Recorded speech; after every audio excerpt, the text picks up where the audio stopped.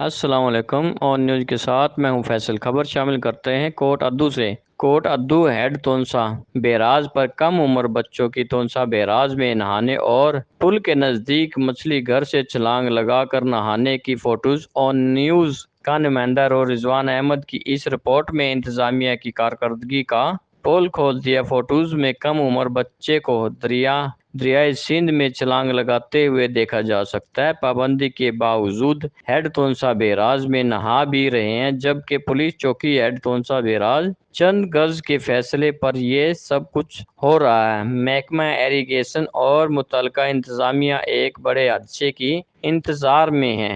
Report کرتے ہیں crime reporter Rizwan Ahmed آن news کوٹ ادو۔ لائک کریں، کمنٹ کریں، شیئر کریں اور بیل آئیکن کو پریس کرنا مت بھولیں۔ دیکھتے رہیے آن نیوز۔